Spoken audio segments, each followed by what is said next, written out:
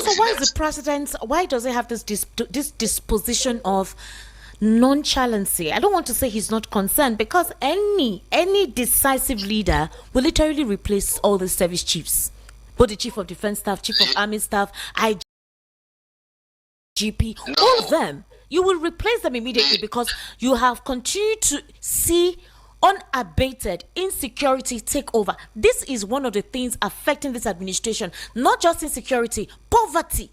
Barrister Eze Eluche, people are hungry. Hungry, very, very hungry, Barrister. There are no jobs. People are literally trying to cope and survive. We're not even talking about children going to school and all whatnot. Food is expensive.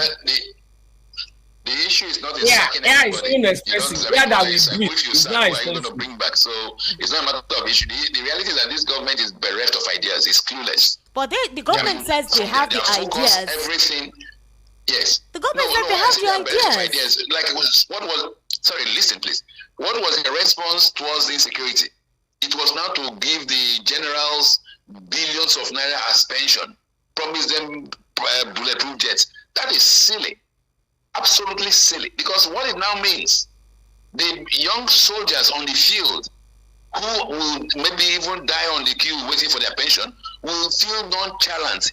If the generals are taking all the rewards, why would they have to go and risk their lives? So even the very little the government has done with regards to security by pumping in money for pension of the generals is stupid, because it makes the soldiers not willing to even devote or focus their efforts. So the government is bereft of governance skills. All this government has been thinking of is, how do we increase tax? How do we collect more money for ourselves? How do we make more money individually for their pockets? Why would Mr. Tinubu be bothered about security when he has about 100 or 200 soldiers guarding him? He doesn't give a damn. And this is not just now that he became president. If you recollect, when the daughter of Olufalaye was killed by headsmen a few years ago, his response was, did you see the cows? And he even went further to link that killing to that it could have been Igbos who were in that area. That's true. I mean, that was his response. He asked, did you see the cows? How dense can such an answer come from a political leader? And that is still the same mannerism which he's having till today. He's still trying to give excuses. He's still trying to accommodate killers.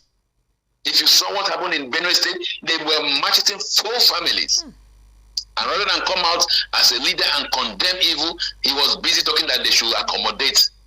I don't blame him. That was the same kind of stupid comments that Muhammad Buhari was making through his press secretary additional, when he asked people that what do they prefer? Well, will they rather lose their life or give land? So these people are just the same kind of characters. Heartless. Quite unfortunate.